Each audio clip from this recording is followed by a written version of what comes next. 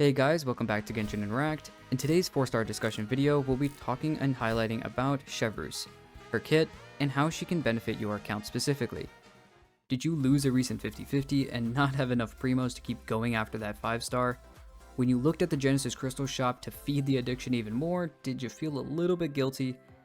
We all know that gacha games tend to revolve around spending money, and that can kind of be a turnoff when looking at some of the prices. But thankfully, there is a better alternative with Lootbar. Lootbar is a platform that takes games' prices and drops them for you. They provide cheaper recharges for all types of games, including Genshin Impact. Now, you might be wondering like we were, wait, is it safe to use, or is Genshin even okay with this? Lootbar has established a partnership with Razer, the official channel that Genshin Impact uses for recharging Genesis crystals. Because of this, your mind can rest at ease since it does not go against Genshin's terms of service. Other content creators have partnered with them in the past and use their product to this day, so hopefully that can bring even more credibility to them. We do want to thank Lootbar for sponsoring today's video, so are you ready to save money and win those 50-50s? Head over to lootbar.gg to start saving today. Now, onto the video. Looking at Chevreuse, and a lot of people were talking about her overload abilities, and we'll be going into her kit a lot with an analysis of over that, and then just our thoughts about after she's come out, her post basically drop analysis. We had one where before she was coming out, but the first thing we want to talk about is just looking at her stats, specifically looking at her ascension stat. She is going to be going into HP percent, so that is going to help her a little bit with her healing, which we'll see in her skill that she does later. And she does have a lot of buffing abilities, but Rift, what do you have to say about the materials and kind of what people can look forward to for there? Yeah, so now that we do officially have Chevreuse, a lot of you, maybe you didn't pre-farm for her and you got lucky on the banner and you got her, and now you actually want to use and build her. So some of the Ascension materials she uses, obviously she's a Pyro character, so she'll use the Pyro gemstones. Her overworld kind of material, like the flower-like material you could say, are those Lumidosh bells. And then she will take the mecha gear drops that you can get from fighting any type of the mecha type enemies. And then for the boss material, you'll want to fight the seahorse found in the northern region of Fontaine. You need 20 of those for that last ascension, on top of all the original you'll need getting up to level 80. Looking at her talent level up materials for upgrading her skill and her burst and even her normal attack if you desire, she will be taking the Philosophies of Order. And again, she'll be taking more of those mecha gear looking type drops from the mechas. And for the weekly boss drop, she will be taking the Eye of the Maelstrom, the one that looks kind of like a black hole, of course, from the All-Devouring Narwhal. So those are the materials you'll need for upgrading your Chevreuse. And for those of you who are here and you already know how Chevreuse's kit works and you're not really here to see us talk about the skill, the burst, and what it does because you already know what it does, right? Then I will have a timestamp at the bottom of the screen right now, and you can skip to there, and that's where we'll be talking about our personal thoughts on Chevreuse now that she is released and we've kind of play tested with her, and you can just jump right to that timestamp. Looking at her skills, looking obviously with her talents, the normal attack, the skill, and the burst. First and foremost, the normal attack, don't touch this at all. It's just going to be a waste of a lot of leveling. She has nothing really special about it. She uses a polearm, so she's just going to be smacking things 4 times in her chain, and that's really it. Nothing extremely cool or, crazy cool that she can really do here. But her skill and her burst are where everything is going to be kind of coming together for her.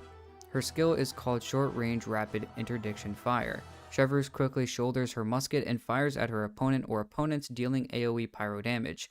For a short duration after Chevreuse fires a shot, she will continuously restore HP to the active character on the field. The amount healed is based on her max HP, and also there's going to be a hold version of this.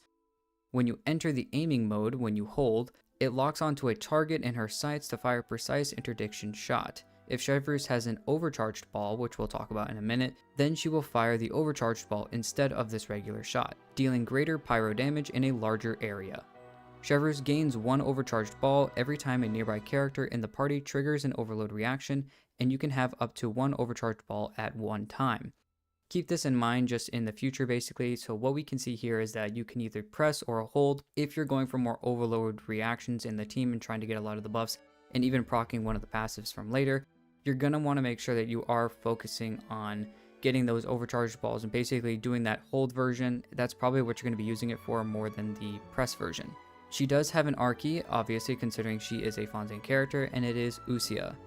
After Chevreuse does this skill hit, she will have a Surging Blade, which will be called forth, that deals Usia aligned pyro damage.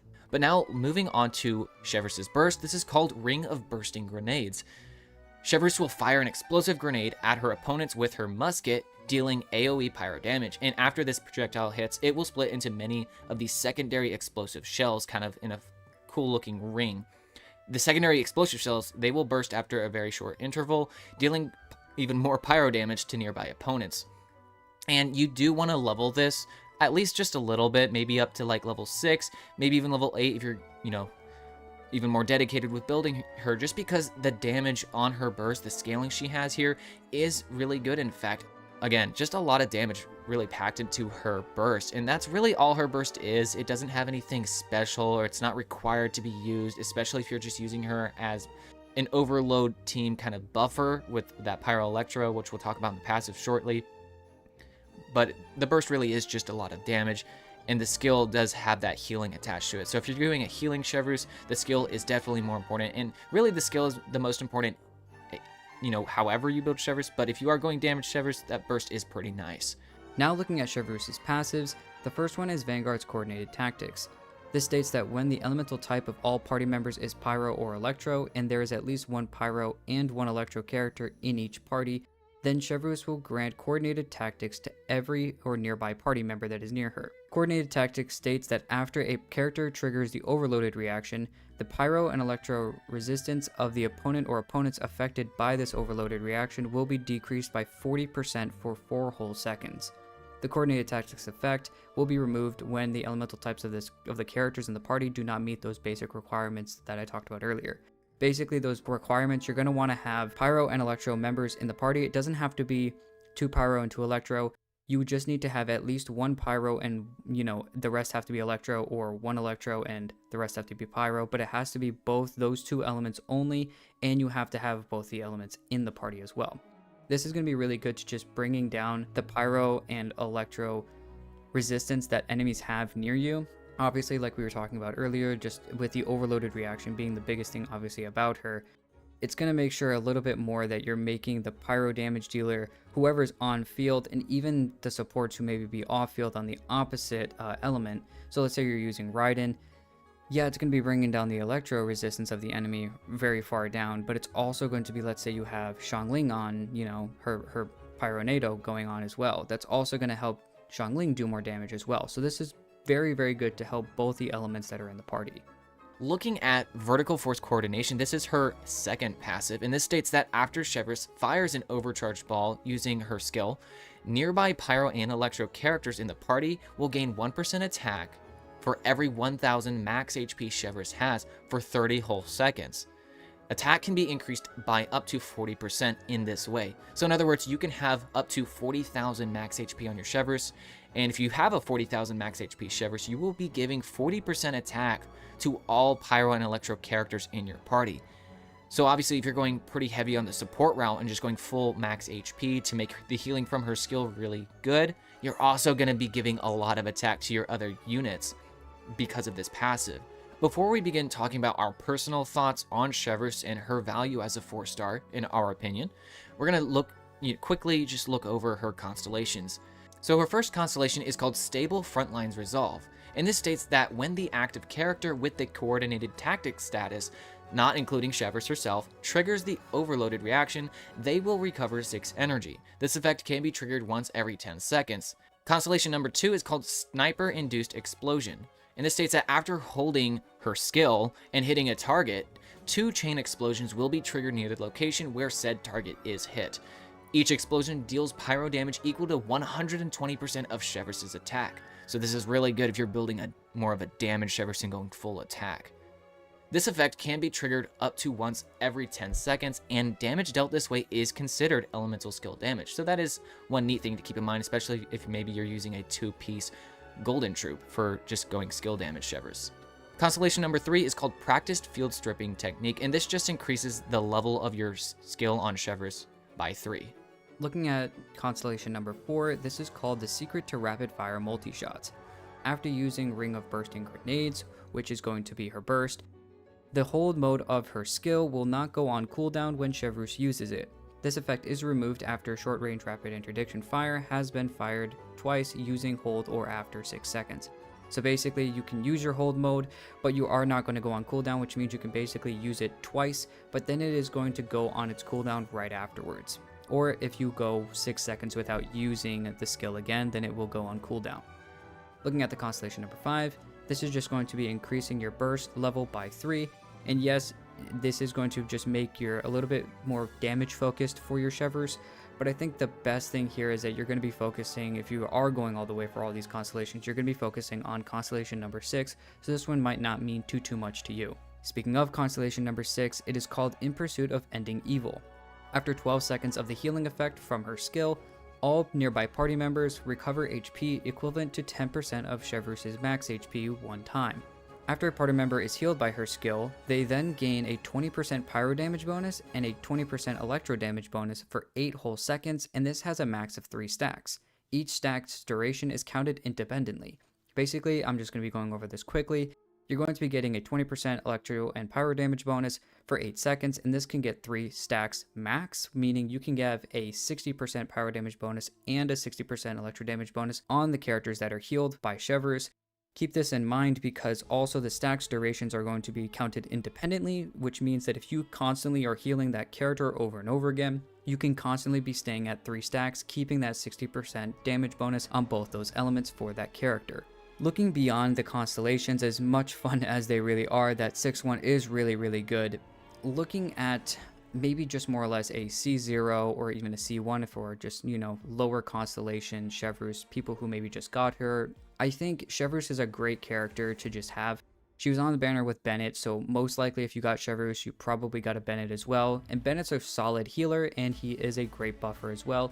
And it seems like Chevreuse is the exact same way. She focuses heavily on helping a lot of characters with overload and helping that element out a little bit more. And we talked a lot about in previous videos about how overload could kind of have a quote-unquote change. I don't think necessarily this is going to change obviously overload's damage, because obviously she doesn't, but it does help the characters that are in it to change the raw damage that is put alongside of the overload reaction. So I think she's going to be great for characters like Raiden, characters like Yoimiya, to just help with the idea of overload, to really help damage teams be a little bit more. I don't think this is necessarily a team that, unless you're going full investment all the way, I don't necessarily think this is a team you want to bring into floor 12 of the Abyss or, something extremely difficult for you, but I think it's just a fun character to have and a fun person on the account to just play around with, and a new reaction that we really don't see too much of anymore. Yeah, I agree with you mostly on the idea you brought up with, before Chevreuse released and we knew she was going to be definitely a overload buffer perhaps, or making that reaction kind of resurface, and she definitely did, but she didn't like change the reaction, and she doesn't increase directly the overload reaction's damage output. What she really does is she's just increasing the pyro and electro damage of your units by a lot, and so naturally it makes sense to make an overload team out of that. So with all those things combined, and even, I know this is kind of maybe off topic, but when we got Dendro, characters like Kuki and Toma became really relevant. And so those characters kind of had a resurgence of power with Dendro. And I bring that up because maybe in a similar way, if you're building an overload team naturally with Chevreuse buffing all this pyro and electro damage, maybe inserting a character like Kuki and Toma that many of you may have already built on full EM routes, that's going to naturally increase a lot of overload damage, because overload is a transformative reaction very similar to Bloom and its counterparts. So the overload hits you'll get from characters proccing it like Kuki and Toma are already going to be high, not to mention you're increasing their raw electro and pyro damage. So keeping that in mind, I think that's, once again, just going to be really fun. But, I don't think at the end of the day, overload has had a rework. It's kind of like with Navia, people were asking the question, is Geo going to get a rework? Is Geo going to be way better? And I think it's similar in the sense that, yes, Navia is an amazing Geo character, but that didn't necessarily fix Geo's problem. Geo still works the same way. Navia is just a new character that was able to, when they made her and designed her, let's try to, incorporate more use out of the crystallize reaction. But a lot of people were wanting to see more reactions with Geo and other elements that would do something different than just crystallize. And so in a similar way, I think Chevreuse has upgraded Overload and the use for it, but ultimately it hasn't actually changed the way Overload works, right? And still to this day, no one directly increases Overload's damage. But once again, what a great 4-star this is. I think this is one of the best 4-stars we've gotten in a while, at least a couple months. And that's not to bring any hate upon other recent 4-stars like Fremine, for example. I built my Fremine all the way up. He's level 80 out of 90, full weapon, full 4-piece Pale Flame. Like, I really like using Fremine, so no hate there. But what I'm trying to emphasize is that Chevreuse just has a lot of value, okay, guys? And I think if you did get her, you should build her, not to mention with your other Electro and Pyro characters. And I know I'm going pretty long on about this, but once again, the emphasis is she's a great character, whether you build her as a damage dealer or a full support route with that HP and healing. That will end Chevreuse's discussion video. Let us know in the comments if you will be going after her, or, if you already have her, let us know how she's kind of impacted your account, whether that be positively or negatively, or maybe just how you've built her and see kind of how she does for your account. Thanks for watching anyways, and we'll see you guys in the next one.